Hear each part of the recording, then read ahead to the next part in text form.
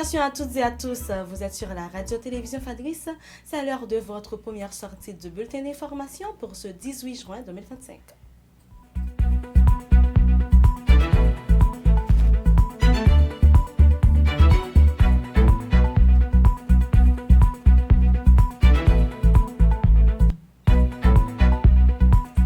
Ce mercredi 18 juin 2025, le taux de référence calculé par la BRH est de 130 gourdes 83 pour $1 américain.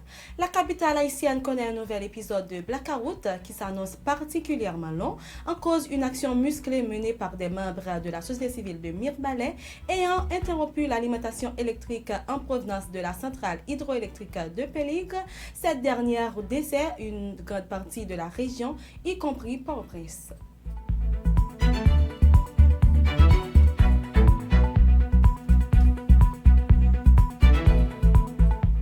Pierre Espérance, directeur exécutif du RNDDH, accuse Frinel Joseph, membre observateur au Conseil présidentiel de transition CPT, d'être l'un des membres les plus corrompus. Selon lui, le pasteur Joseph aurait manifesté sa frustration après s'être vu refuser un voyage jugé suspect.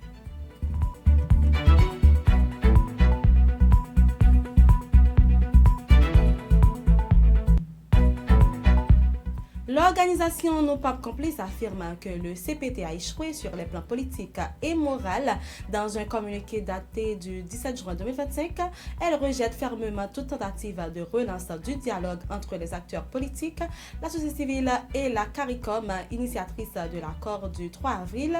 Selon le groupe, ces acteurs n'ont pas la légitimité morale pour sortir le pays de la crise actuelle.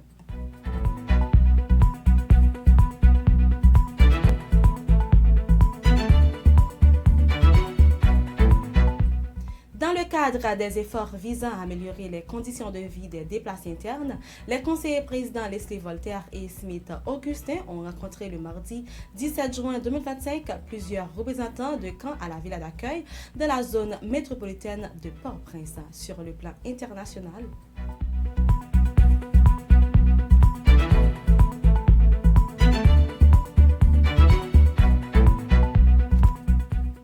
dans la nuit du 17 au 18 juin 2025, l'Iran a intensifié ses tirs de missiles contre Israël qui a riposté en frappant la banlieue de Téhéran. Aucune désescalade n'est en vue, tandis que le président Donald Trump a déclaré que les États-Unis savaient exactement où se trouve le guide suprême iranien, appelant Téhéran à capituler.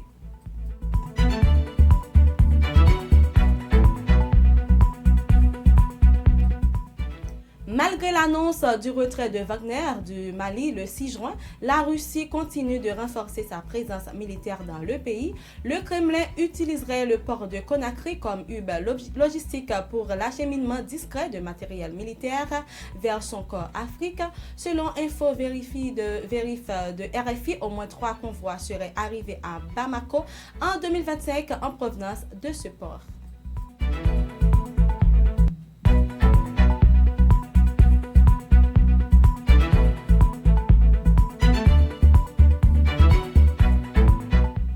Le sommet du G7 qui s'est achevé à Kananaskis a été marqué par le départ anticipé du président américain Donald Trump, officiellement pour gérer la crise au Moyen-Orient. Ce dossier a éclipsé la guerre en Ukraine.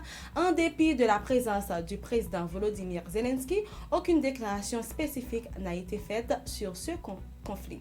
Lors du deuxième sommet Chine-Asie centrale organisé cette semaine à Astana, plusieurs accords de coopération diplomatique, commerciale et financière ont été signés entre Pékin et les pays de la région. Ces rapprochements visent à concurrencer l'influence russe dans ces anciennes républiques soviétiques. C'est la fin de votre bulletin d'information. Merci de l'avoir suivi. C'était avec vous Vanessa Sedouane.